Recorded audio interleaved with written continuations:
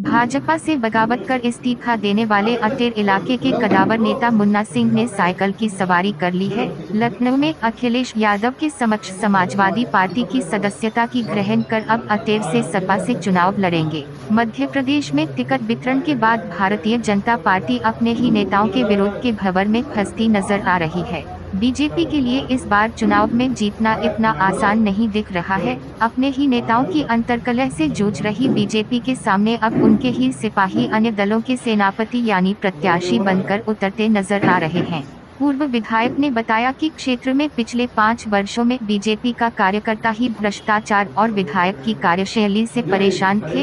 इस बार हर सर्वे में टिकट बदलाव की उम्मीद थी और हर गांव में आवाज थी कि मुन्ना सिंह ही चुनाव लड़े, लेकिन पार्टी ने दोबारा अरविंद को टिकट देकर कार्यकर्ताओं की उम्मीद पर पानी फेर दिया। इसलिए अब सपा में शामिल हो गए हैं और अटेर से टिकट भी मिल गया है। आने वाले दिनों में ये चुनाव लड़कर जिस तरह उन्होंने कांग्रेस की परंपरागत सीट अटेर में बीजेपी को स्थापित किया था, वैसे ही अब समाजवादी पार्टी को भी स्थापित करने का काम अटेर में करेंगे। मुन्ना सिंह का आरोप है कि अटेर इलाके में बिना पैसों की कोई भी काम नहीं हो रहा, यहाँ तक कि लोगों का राशन भी इलाके की विधायक और सरकार में मंत्री की जेब में जा रहा है।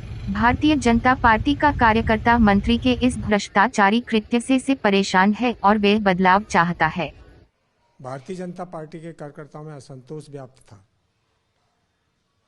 भारतीय जनता पार्टी का कार्यकर्ता इतना परेशान था, दुखी था, हमसे कह रहा था आप चुनाव के रास्ते पे नहीं जाओगे तो आपको हम अपने गांव में घुसने नहीं देंगे, हम आपको निमंत्रण नहीं देंगे। इतना भ्रष्टाचार था। इस भ्रष्टाचार को समाप्त करने के लिए हमको भारतीय जनता पार्टी छोड़ना पड़ी और समाजवादी पार्टी की सदस्यता ग्रहण की। और आगे आने वाले समय में हम चुनाव के रास्ते पर जा रहे हैं। हम तो आहत नहीं हुए। भारतीय जनता पार्टी का कार्यकर्ता परेशान था और अटेर विधानसभा क्षेत्र में जिस प्रकार से भारतीय जनता पार्टी की प्रथम सीट दिलवाने में हमारे कार्यकर्ताओं की विजय थी, उसी प्रकार से हमारे जो कार्यकर्ता और मतदाता अटेर विधानसभा क्षेत्र के समाजवादी पार्टी का एक खाता अटेर विधानसभा क्षेत्र में पहला खोलने जा रहे हैं। और जो भ्रष्टाचार हो रहा है उस भ्रष्टाचार से हम कार्यकर्ताओं को, मतदाताओं को मुक्ति दिलाएंगे। अरविंद सिंह जब भारतीय जनता पार्टी के कार्यकर्ता नहीं थे, उनके पास एक छोटी सी गाड़ी थी। हमारे गाड़ी भी नहीं होगी, मोटरसाइकिल भी नहीं होगी। आज उनके पास अरबों की संपत्ति कहां से इकट्ठी हो गई।